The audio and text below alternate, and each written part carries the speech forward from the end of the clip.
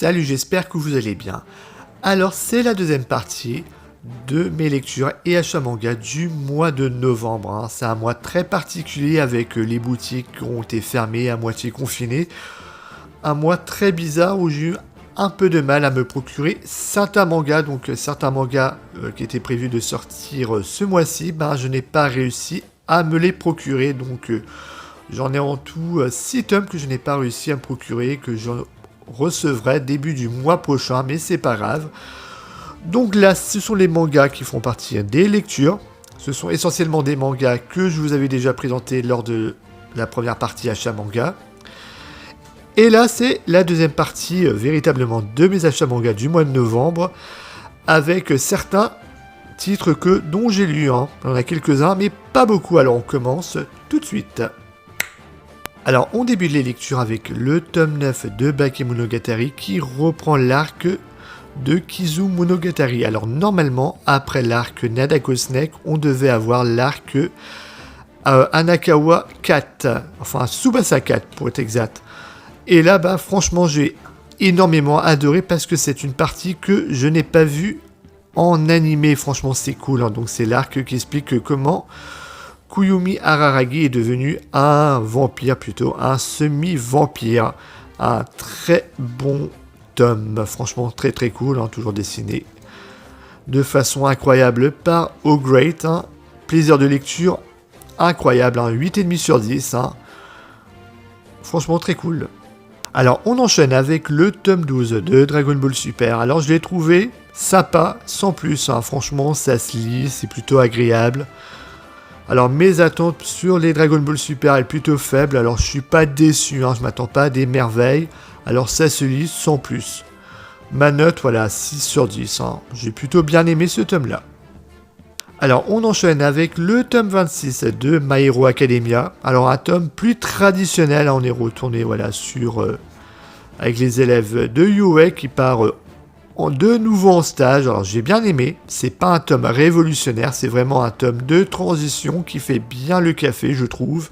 J'ai bien aimé, mais My Hero Academia est capable de beaucoup mieux. Alors 10 tomes de transition, 10 tomes bons sans plus. C'est pour cela que je lui accorde la note de 7,5 sur 10. Et pour conclure cette première partie, le tome 11 de Eden Zero. Alors c'est comme My Hero Academia, franchement ça se lit d'une traite.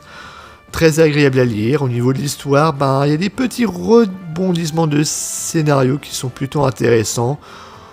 Franchement c'est un très bon manga de type vraiment le shonen très très classique. De toute façon Hiro Mashima c'est un mangaka qui fait des mangas très simples, très basiques, qui fonctionnent très très bien. Et Eden Zero, et on est là parfait exemple. Ma note, 7,5 sur 10. J'ai bien aimé, il y a des très beaux combats, il y a des bons dessins, les personnages sont très attachants. C'est un bon manga. On débute la partie achat manga de ces 2 dernières semaines du mois de novembre avec le tome 5 de Fullmetal Alchemist, donc avec en couverture Izumi Curtis qui est le maître de Edward et de Alphonse. Alors le manga je le connais puisque j'ai déjà l'édition classique, l'édition simple.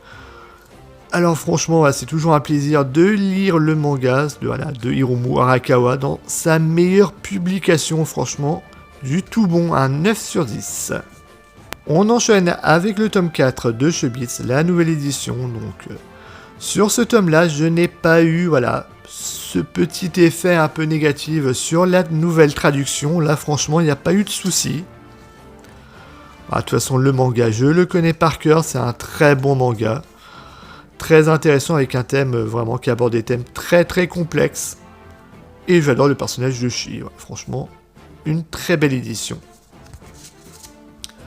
Et comme toujours, la petite carte qui va très bien avec. 8,5 sur 10. On enchaîne avec le tome 10 de Boruto. Moi personnellement, j'aime bien ce manga. Alors, il n'est pas révolutionnaire, mais pour une suite, je dois avouer qu'il y a beaucoup de travail. Alors, je ne sais pas si c'est une bonne ou une mauvaise nouvelle, c'est le retour de Masashi Kishimoto au scénario. Alors, pas sur ce tome-là, mais au Japon, c'est officiel, Masashi Kishimoto devient l'un des scénaristes principaux de Boruto. Alors peut-être pour éviter que Naruto se fasse trucider trop rapidement. J'ai lu cette rumeur, donc voilà. À voir, mais pour l'instant, voilà, je trouve que c'est vraiment un bon manga, un bon shonen. Ça avance bien, les personnages sont bien développés, c'est bien dessiné, franchement j'aime bien. 7,5 sur 10. On enchaîne avec le tome 16 de Fire Force, donc le manga de Atsushi Okubo. Alors perso j'aime beaucoup ce manga, alors c'est pas le meilleur tome de la série, mais il y a quelques révélations, pas mal d'actions, franchement un tome très agréable à lire. Alors comme Boruto, et également My Hero Academia, je lui accorde la note de 7,5 sur 10. Pour terminer avec les achats manga que j'ai lus, donc je me suis procuré des tomes 85 à 90 de One Piece, donc j'ai atteint mon objectif d'arriver au tome 90 avant le début de l'année prochaine, et ça fait plaisir. En termes de lecture, je suis arrivé au tome 88, donc je suis toujours sur l'arc de l'île de Tokato, avec le mariage arrangé de Sanji. J'ai trouvé ça un peu plus palpitant que des tomes 81 à 84, c'est pour cela que je lui accorde la note de 7,5 sur 10. Alors maintenant, je vais entamer la dernière partie. Ce sont les mangas que j'ai achetés, que je viens juste de recevoir, donc je n'ai pas eu le temps de lire. Avec pour commencer le tome 6 de The Quintessentiel Quintuplet.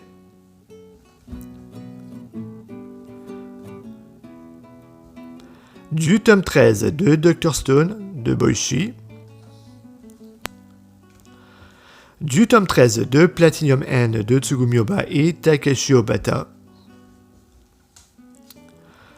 Du tome 32 de l'Attaque des Titans, donc de Hajime Isayama. Franchement, celui-là, une fois que j'aurai fait le montage de la vidéo, je le mange.